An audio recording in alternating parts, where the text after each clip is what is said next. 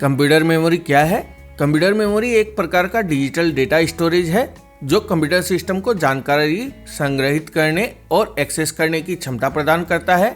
यह सिस्टम में सभी प्रक्रियाओं के लिए आवश्यक है, जैसे डेटा प्रोसेसिंग, स्थायी रूप से कार्यों को संग्रहित करना और पहले से स्थित जानकारी को बनाए रखना। कंप्यूटर मेमोरी को कितनी श्रेणियों में विभाजित किया गया है? तो कंप्यूटर श्रेणियों को दो भागों में विभाजित किया गया है, प्राथमिक मेमोरी यानी कि प्राइमरी मेमोरी और सेकेंडरी मेमोरी। प्राइमरी मेमोरी की एग्जांपल है जैसे कि रैम और रोम। रैम सिस्टम के संचालन के लिए उपयोग होती है और इसमें अस्थायी रूप से डेटा संग्रहित होता है। सेकेंडरी मेमोरी की एग्जांपल जैसे कि हार्ड डिस्क और पेन ड्राइव अस्थायी रूप से जानकारी को भंडारित करती है और इसे दीर्घकालिक रूप से संग्रहित रखती है। प्राइमरी मेमोरी को कितने श्रेणियों में विभाजित किया गया है? तो प्राइमरी मेमोरियों को दो श्रेणियों में विभाजित किया गया है, रैम और रोम। नमस्कार दोस्तों, मैं संदीप और ज्ञान गुरु एसके में आपका स्वागत है। दोस्तों, वीडियो में एमसीक्यू शुरू करने से पहले मैं बता देता हूं कि स्पेशल 25 में कंप्यूटर जीके का यह 26वां सेशन और प्राइमरी मेमोरी से रिलेटेड 25 महत्वपूर्ण प्रश्नों का पहला भाग है। इस वीडियो में मैं प्राइमरी मेमोरी से रिलेटेड 25 मोस्ट इम्पोर्टेंट क्वेश्चंस के आंसर कवर करने वाला हूं और ये सारे क्वेश्चन आपके लिए एग्जाम की दृष्टि से महत्वपूर्ण होने वाले हैं। जैसे जैसे वीडियो आगे बढ़ेगा क्वेश्चंस इजी से हार्ड होते जाएंगे, इसलिए वीडियो को अंत तक ध्यान से देखें। इस वीडियो के मैक्सिमम क्वेश्चन अक्सर एग्जाम में रिपीट होते रहते हैं। अब आपका और वक्त न लेते हुए आइए क्वेश्चन शुरू करते हैं। पहला प्रश्न है, प्राथमिकी मेमोरी का उपयोग किसके लिए होता है? तो साथियों, प्राथमिक मेमोरी यानी कि प्राइमरी मेमोरी का उपयोग डेटा प्रोसेसिंग के लिए होता है। तो इस प्रश्न का सही उत्तर हो जाएगा ऑप्शन बी, डेटा प्रोसेसिंग के लिए। दूसरा प्रश्न है, प्राथमिक मेमोरी किसे कहा जाता है? तो साथियों, प्राथमिक स्टोरेज को प्राथमिक मेमोरी कहा जाता है। तो इस प्रश्न का सही उत्तर हो जाएगा ऑप्शन सी, प्राथमिक स्टोरेज। तीसरा प्रश्न है, प्राथमिक मेमोरी कितने प्रकार की होती है? तो साथियों, प्राथमिक मेमोरी दो प्रकार की होती है, रैम एंड रोम। तो इस प्रश्न का सही उत्तर हो जाएगा ऑप्शन ए, 2। चौथा प्रश्न है, प्रोग्राम निर्देशों को संचालित करने के लिए किसका उपयोग किया जाता है जिसे कंप्यूटर में कभी नहीं बदला जा सकता है? तो साथियों, आप लोग इसे याद रखिएगा, प्रोग्राम निर्देशों को संचालित करने के लिए रोम का उपयोग किया जाता है। तो इस प्रश्न का सही उत्तर हो जाएगा ऑप्शन ए, रोम। पांचवा प्रश्न है, रोम का पूरा नाम क्या है? तो साथियों, रोम का पूरा नाम होता है रीड ओनली मेमोरी। तो इस प्रश्न का सही उत्तर हो जाएगा ऑप्शन ए, रीड ओनली मेमोरी। छठा प्रश्न है, निम्नलिखित में से कंप्यूटर की प्राइमरी मेमोरी कौन सी है? तो साथियों, निम्नलिखित में से रैम कंप्यूटर की प्राइमरी मेमोरी है। तो इस प्रश्न का सही उत्तर हो जाएगा ऑप्शन ए, रैम। सातवां प्रश्न है, रैम का पूरा नाम क्या है? तो साथियों, रैम का पूरा नाम होता है रैंडम एक्सेस मेमोरी। तो इस प्रश्न का सही उत्तर हो जाएगा option A, random access memory. साथियों, अगर आपको वीडियो की जानकारी अच्छी लग रही है तो वीडियो को अभी से लाइक एंड शेयर कर दें और चैनल पर नए हैं तो चैनल को सब्सक्राइब कर लें। साथ ही अगर आपके दिमाग में कोई सवाल है तो कमेंट्स में जरूर लिखें ताकि उसका उत्तर मैं आपको दे सकूं। आइए अब चलते हैं 8वें प्रश्न की ओर। 8वां प्रश्न है, कंप्यूटर में रैम की लोकेशन क्या होती है? तो साथियों, आप लोग इसे याद रखिएगा, कंप्यूटर में रैम मदरबोर्ड में इंस्टॉल्ड होता है। तो इस प्रश्न का सही उत्तर हो जाएगा ऑप्शन बी, मदरबोर्ड। 9वां प्रश्न है, सीपीयू को वर्तमान प्रोग्राम और डेटा को तेज गति से उपलब्ध कराकर प्रोसेसिंग की गति बढ़ाने के लिए कभी कभी किस मेमोरी का उपयोग किया जाता है? तो साथियों, सीपीयू को वर्तमान प्रोग्राम और डेटा को तेज गति से उपलब्ध कराकर प्रोसेसिंग की गति बढ़ाने के लिए कैश मेमोरी का उपयोग किया जाता है।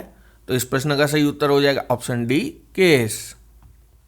10वां प्रश्न है, ईपीरोम का पूर्ण रूप क्या है? तो साथियों, ईपीरोम का पूर्ण रूप होता है erasable programmable read only memory. तो इस प्रश्न का सही उत्तर हो जाएगा option C, erasable programmable read only memory. 11वां प्रश्न है, किस प्रकार की रीड ओनली मेमोरी को विद्युत आवेश के संपर्क में लाकर मिटाया और पुनः प्रोग्राम किया जा सकता है? तो साथियों ईपीरोम को विद्युत आवेश के संपर्क में लाकर मिटाया और पुनः प्रोग्राम किया जा सकता है। तो इस प्रश्न का सही उत्तर हो जाएगा ऑप्शन सी ईपीरोम। 12वां प्रश्न है कंप्यूटर शब्दावली में पीरोम का पूर्ण रूप क्या है। तो साथियों आप लोग इसे याद रखिएगा, यह बहुत महत्वपूर्ण सवाल है और अक्सर एग्जाम में रिपीट होता रहता है।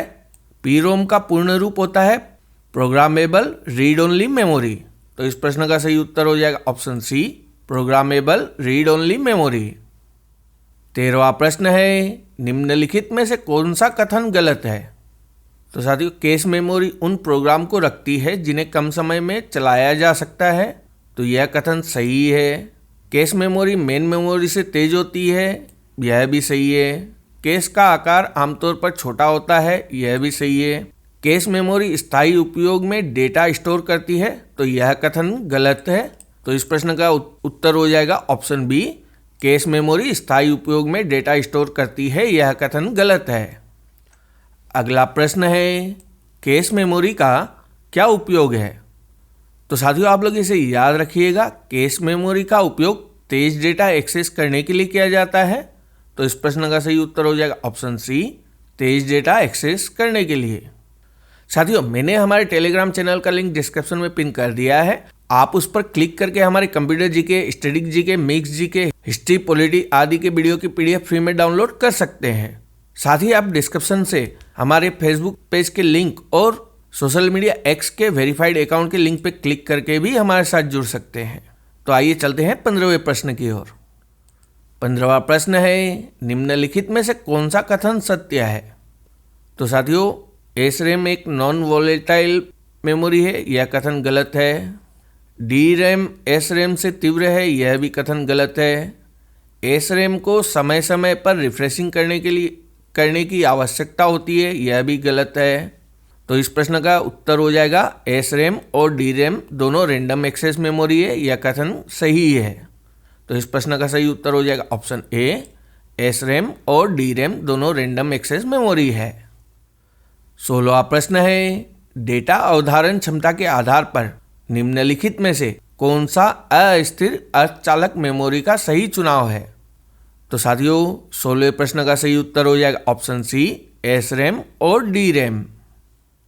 17वां प्रश्न है ईपीरोम अपनी कंटेंट को किसके संपर्क में आने के पहले तक बनाए रख सकती है। तो साथियों यह बहुत महत्वपूर्ण सवाल है और कई बार परीक्षाओं में पूछा जा चुका है। ईपीरोम अपनी कंटेंट को पराबैंगनी प्रकाश के संपर्क में आने से पहले तक बनाए रख सकती है। तो इस प्रश्न का सही उत्तर हो जाएगा ऑप्शन सी पराबैंगनी प्रकाश। 18वां प्रश्न है निम्न में से कौन नॉन वोलेटाइल मेमोरी का उदाहरण है। तो साथियों पहले तो आप लोग यह जान लीजिए कि नॉन वोलेटाइल क्या होती है। नॉन वोलेटाइल मेमोरी एक प्रकार की मेमोरी है जो बिजली की खपत किए बिना डेटा को संग्रहित करती है और रोम एक नॉन वोलेटाइल मेमोरी का उदाहरण है। तो इस प्रश्न का सही उत्तर हो जाएगा ऑप्शन सी रोम।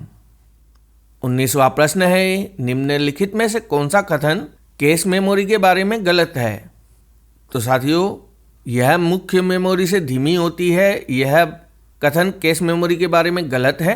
तो इस प्रश्न का उत्तर हो जाएगा ऑप्शन ए यह मुख्य मेमोरी से धीमी होती है, यह कथन कैश मेमोरी के बारे में गलत है।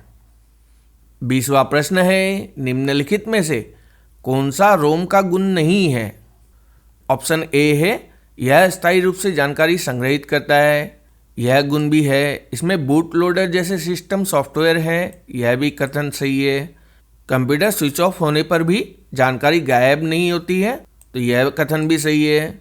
इसे वोलेटाइल मेमोरी के रूप में जाना जाता है, यह कथन गलत है। तो 20वें प्रश्न का उत्तर हो जाएगा ऑप्शन सी इसे वोलेटाइल मेमोरी के रूप में जाना जाता है, तो यह रोम का गुण नहीं है। 21वां प्रश्न है प्रोग्रामेबल रीड ओनली मेमोरी का संक्षिप्त रूप क्या है। तो साथियों इसी वीडियो में मैंने थोड़ी देर पहले इसका उत्तर आपको दिया है, फिर से मैं बता देता हूं कि पीरोम प्रोग्रामेबल रीड ओनली मेमोरी का संक्षिप्त रूप होता है। तो इस प्रश्न का सही उत्तर हो जाएगा ऑप्शन डी पीरोम। 22वां प्रश्न है निम्नलिखित में से कौन एक अस्थिर वोलेटाइल मेमोरी है। तो दोस्तों रैम एक अस्थायी वोलेटाइल मेमोरी होती है, तो इस प्रश्न का सही उत्तर हो जाएगा ऑप्शन ए रैम।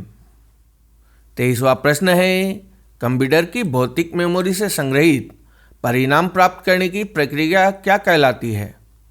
तो साथियों 23वें प्रश्न का सही उत्तर हो जाएगा ऑप्शन डी आउटपुट प्रोसेस। 24वां प्रश्न है, निम्नलिखित में से कौन कंप्यूटर सिस्टम में सहायक मेमोरी का हिस्सा नहीं है? तो साथियों फ्लॉपी एक सहायक मेमोरी होती है, मैग्नेटिक टेप्स भी एक सहायक मेमोरी होती है, सीडी रोम भी होती है। तो 24वें प्रश्न का सही उत्तर हो जाएगा option C PROM computer system में सहायक मेमोरी का हिस्सा नहीं होती है। 25वां प्रश्न है, सीपीयू और रैम की गति के बीच अंतर को कम करने के लिए निम्नलिखित में से किस मेमोरी का उपयोग किया जाता है? तो साथियों आप लोग इसे याद रखिएगा, कैश मेमोरी का उपयोग सीपीयू और रैम की स्पीड के बीच के अंतर को कम करने के लिए किया जाता है। तो इस प्रश्न का सही उत्तर है ऑप्शन सी कैश। भाई लोग वीडियो को यहाँ तक देखने के लिए आपका बहुत बहुत धन्यवाद। आशा करता हूँ कि इस वीडियो के सारे प्रश्न आपके लिए उपयोगी साबित होंगे। चैनल पर नए हैं तो चैनल को सब्सक्राइब कर लें एंड अपने आप को ऐसा विकसित करें कि हर कोई आपके साथ खुद को सुरक्षित एवं सम्मानित महसूस करे। धन्यवाद दोस्तों।